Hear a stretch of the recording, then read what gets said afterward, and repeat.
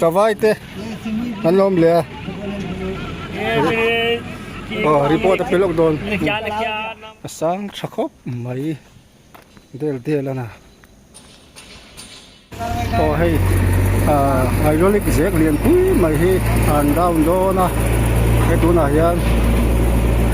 an doi pui mek ani hey lang ko ado tu hin phet diam se tanga lekin an la don ne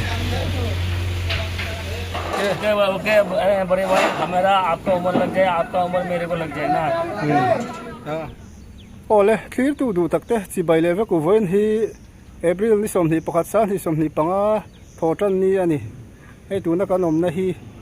leng pui kong leng te kai le leng pui lam ka ma khan kanom meka voin ni hian helai le hi engting en na lo man lo lak chin ti te kan han thli le zok do ni kan sia danin solai lai zo lam kama jek khami hydraulic lian pui mai kha an la thadon in kan sia ma ro chu an lo ti don le chau maya engpo ni sela hei an khoi chin te tlang pui kan ron tilang le do ni na hi sot lo ma kan soeng khan ni khat na hi tlem mai ni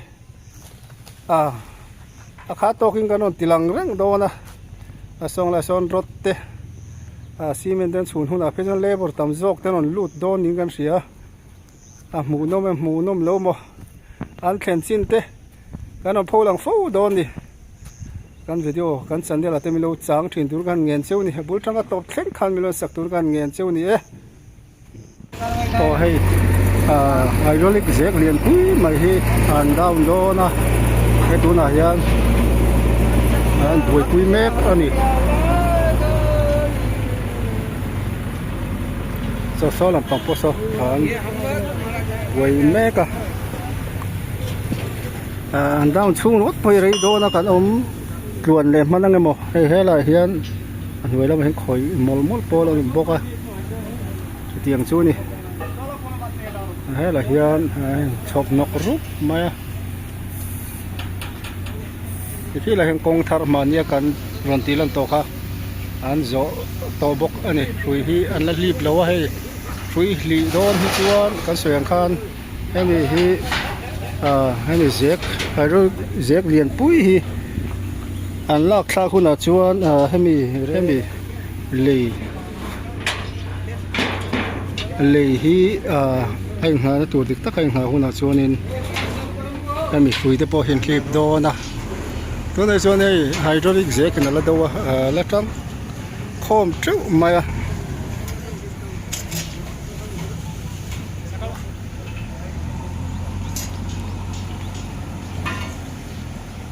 hello hian crane te ti mengo crane te pakadom boka chuan hei kan hmu hian rangva en pha phei to kem an lo down to ni voina hen down zo madanga ma so bak tha machine kal na tur siam alan do so te sonin hey voina chu chung hi kan lon thei lo mai nga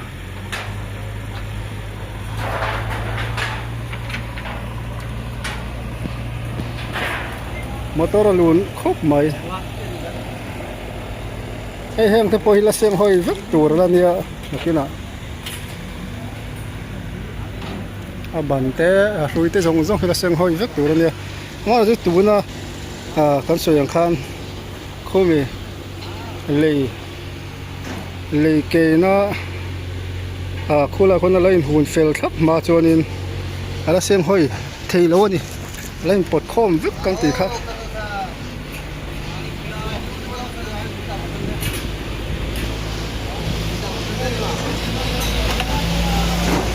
hey lang ko ado tu hin phet diam se tanga lekin an la don ne tlong tui pon khop mai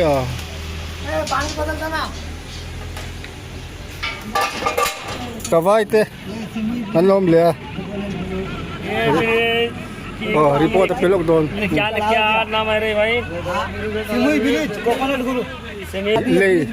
ท่านเลยรีโพร์ตที่เป็นโรคโดน लॉन्चिंग हो गया अभी है ये bridge launching हो गया है अभी रेस्ट हो रहा है रेस्ट हो रहा है बेरिंग बेरिंग में और लगेगा, 7-8 दिन लगेगा लॉन्च होने में इसको हम लोग और ढलाई फलाई में मोटा मोटी 1.5-2 महीना लग जाएगी तब रास्ता चालू हो जाएगी। हाँ इसीलिए हम लोग बहुत सेफ्टी से काम किया है, बहुत अच्छा से काम किया, सब बंदा काम किया है। ठीक है ऐसे ही काम करते रहना, बढ़िया से ऊंची नाम करते रहना। काम कोई छोटा नहीं होता, झाड़ू लगाने का भी काम होता है लेकिन अपना दिमाग से काम करते रहना। काम को कोई चीज़ नहीं होता है, काम काम है। यही आप लोग से कहना है। अरे बोलो हसन तुम भी बोलो कुछ। बोलो थोड़ा बोलो। मिजोरम का ब्रिज हम लोग टेंगा काम किया था,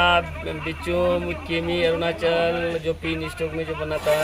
जो टनल जो फटा था, साइड इंचार्ज था, मेन मंडल था। मंडल अपना जान लेके भाग गया था। मंडल न था तो उसको गार में गोली मार देता, लेकिन मंडल भाग गया तब उसका जान बच गया। तो हम लोग आसाम में बहुत दिन से काम किया। आसाम वाला बहुत आदमी अच्छी होती है। कहीं देखो जो गलत है तो भाई तो रहना पड़ेगा, गलत से जो अच्छा आदमी से अच्छा से रहना पड़ेगा, नहीं तो गार में पूछना पड़ेगा ही ना। आज तक जो भी है हम लोग को लोकल भाई कुछ नहीं बोला है, लेकिन नहीं ये बोला तो अच्छी बात है। लेकिन हम लोग का घर है बिहार कटिहार जिला, हम लोग का घर है बिहार कटिहार जिला और हम लोग का वाहिद जी है, फुरमिन जी है, हम लोग का वाहिद नाम से आया है फुरमिन। वो अपना खाली जेब में हाथ डाल करके ले ठुक करके ले लेता है पैसा, काम तो नहीं करता। जो गेंद मिल रहेगा वो काम थोड़ा ना करता है। वो तो बोलेगा ऐसे खोल बोली खोल चोली के भीतर 2 कप तो खाने मांगे गेहूँ का रोटी, एक गेहूँ में 16 रोटी मियाँ पकावे बेबी खावे, बेबी का चूतर धामो दूसरा आएगा पीटर नापेगा चूतर हो गए 2 ऐसे बहुत सारी बातें। मतलब कंस्ट्रक्शन का काम है, हम लोग कहाँ नहीं किया। हल्दिया नागपुर टाटा जमशेदपुर जितना भी बेंगलोर चेन्नई बेंगलोर भी काम करके आया। उसका नाम था बेंगलोर का ठेकेदार का नाम था क्या गुलाम में मुस्तफ़ा। हाँ उसमें लगता है सागरेट लगता है, पानी लगता है, ये सब का काम होता है। वो हम लोग का सर आ गया, अभी मेरे को डांटेगा, मैं अभी नीचे में बैठ रहा हूँ ना, लेकिन अलग सर आ गया ना।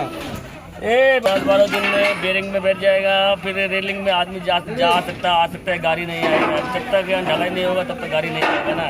मोटा मोटी 1-1.5 महीना तो लग ही जाएगा ना। एक महीने के बाद गाड़ी मत आएगा। ओके बड़े भाई, हमारा आपका उम्र लग जाए, आपका उम्र मेरे को लग जाए ना। हाँ ठीक है so rang va an pa phei pu to kan mu son na thok an no ma an lon phei ka du te re na nuam chi lo wen chu hi hydraulic ki an da do na ni an da na ka suen khan he shui zong le ni mo thi chu seng hoi te to do ni ভিতরে কি করো কাম কি তাহলে কাম বতা ভিতরে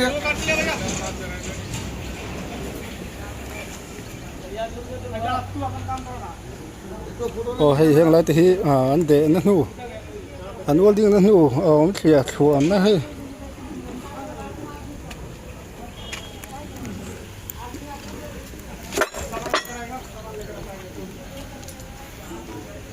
nei hi lian pokai ni a suai thatu puli kha ania hei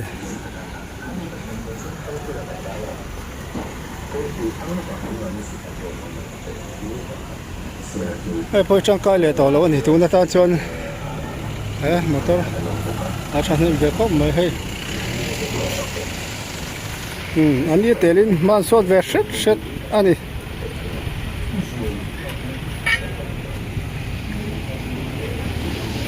kan so yang khan khum mi khu an down zo hu na a chu ka san ro tan pha dang ro tan phan zo khan cement chhun le tu ra ni aรถพันชุ่งยังเตี้ยได้เงี้ยยังสวยไหมที่เราให้เขาพูดสวยตักหน้าสวยอ่างข้างนี่เราถือนะอะไรถ้าจุกกันเลยไม่เรื่องมารถพันชุ่งรถบ่อยจุมีจอส่วนนี้จุอาศัยซีเมนต์ค่ะอันนั้นชุ่งแรงอันชุ่งค่ะเองเตี้ยได้เงี้ยยังเสียที่เราขับบ่ค่ะอันชุ่งจอบถ้าขัดได้หมดทันทีหมดตั้งขราเราอันนี่แรงถ้าเตียงคันให้มีราหุ่นเนี่ยอุ้ยจะฟูร์อะไรเดี๋ยวโทรไหมเทคนิคก็ไงได้นั่นสิส่วนสอดทีบัก asir bak tha jong jong sam sing kal na tur kan ti kha fit nga azau kho phei do na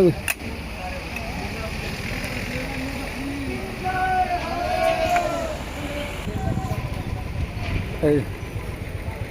sang thakho mayon ngel ngela na to tui po nu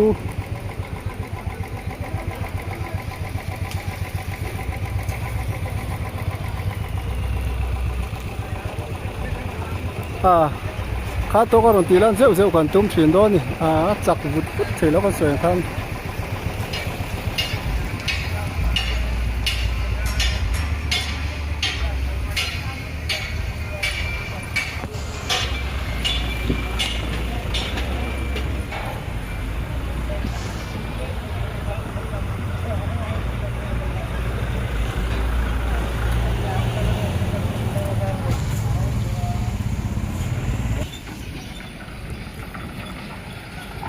hay hi motor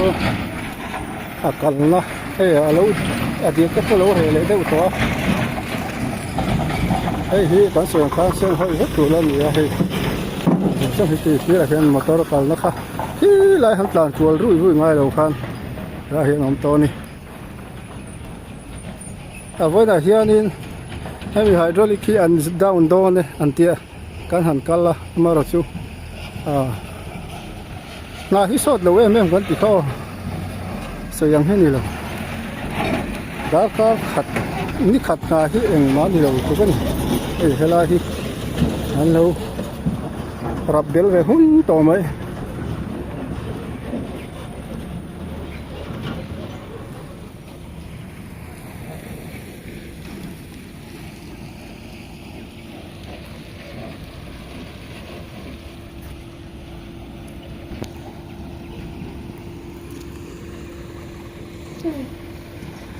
hela chuan in tui te tling ani hi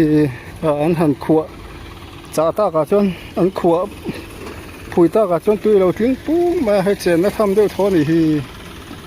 alum ro puise kan han cheng mai do man le hei hela he sa ha ju chu ga ta bron ti hela kan he sa ha di la tha thi tro lo hung ila lo hum hal mai la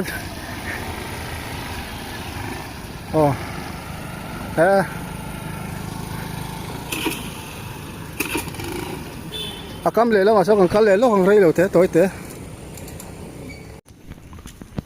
hay hi lên bụi làm cam anh nhớ cái nôm này hi hàng lại hi chú ngay là đã rút mà anh là sang hồi lâu anh call thế bộ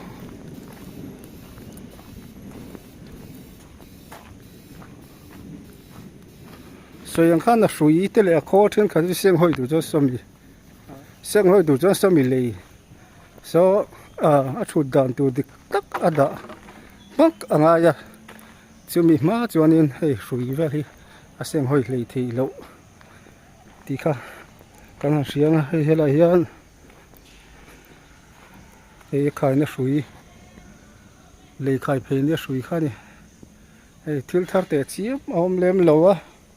kan han report vele rim ani chu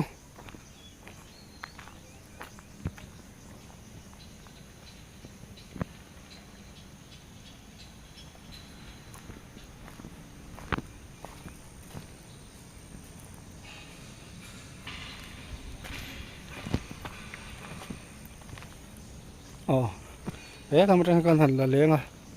asang thakop mai del ana khu lampang khu an khoi thir khun thiat nge man le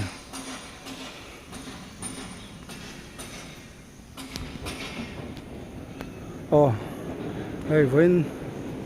april ni som ni pakhat sa ni som ni panga thotan ni report ani tihan da kha to ngaron ti zel dong kan ti kha thil thar lutuk alom lem lova nakina heng la hian rot ten han phanang cement ten chun huna cement ten chun dong phei chuan lever tam to anon chho do nen tia chung huna te chuanin kan ron tilang le fu don ya เว้นนี่ตอนจนที่กันรีพอร์ตเทนี่ไม่เสียละกันเสียงคันโซไลไฮดรอลิกเจ็กเลียนปุ้ยไม่โซเขาถิ่มมาจนอันท่อนจอบพอรินมแล้ววะจูว่าเป็นอะไรลุตุกดอนนะมูน้องแม่บกดอนจวงสีแล้ววะกันหันดูตกพดไม่ดอนโยมีเราทีตู้เตะจงมีเราจ้างเลยก็ตุนกันเงินช่วงนี้